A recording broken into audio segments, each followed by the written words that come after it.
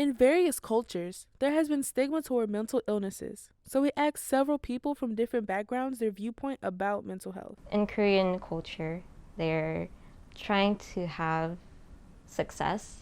They basically have a one-dimensional definition of success, trying to be the best, being successful, and they have societal pressures. That's why there's like a lot of increase in like depression and anxiety.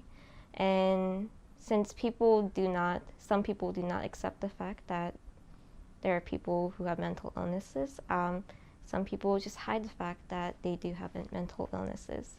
We asked professionals for their perspective on mental health as well. The public perception of mental illness is that it's some intangible, untouchable, dark creature that that impedes on, upon innocent people and they're unsavable or unreachable. The word crazy is used so often. I think a lot of times we stamp crazy on a person without the true definition of what that means, and then we say, okay, let's not make eye contact, let's not trust them, let's not try to save them, let's not try to even treat them as human beings at some point. Yeah, I think there's a lot more awareness recently, but I still think there's a lot of misconceptions about mental health and just kind of a lack of awareness of some issues about mental health. But I think it's getting better across time, so that's a good progress. I think there is stigma. I think some people believe that there's not, but looking at my job and how I interact with other people, I think there's a lot of misconceptions that mental health can always cause people to be violent or that mental health can cause certain things. I think some people don't think about mental health in the same way we think about physical health problems. There's this one time, it was in America. I was at my mom's nursing home. She takes care of the Korean people, and I just did a talk with one of them one day, and I did say that I'm kind of depressed.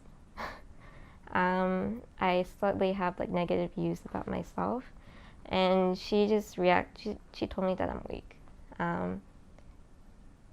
She told me that I should like grow up and just forget about that, because that doesn't really matter, but I can't really help but feel more terrible about myself sometimes. We also asked 2 individuals with religious backgrounds about how religion plays a role in mental illnesses. The church as a whole, like the Christian church, mental health is kind of touchy-ish to talk about.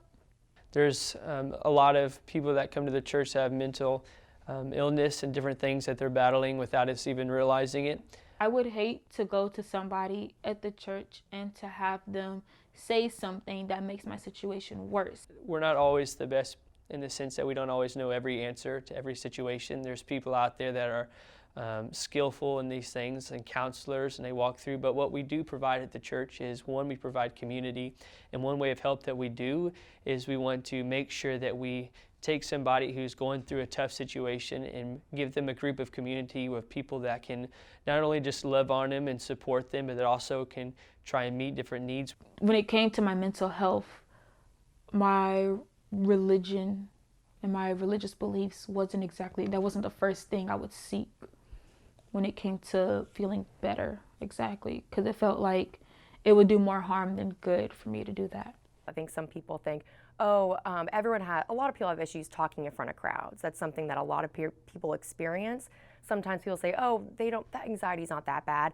I get nervous in front of crowds too. But for a lot of people, anxiety is debilitating. So kind of looking besides yourself and learning more about what mental health is and how it affects other people, I think, can hopefully help the public.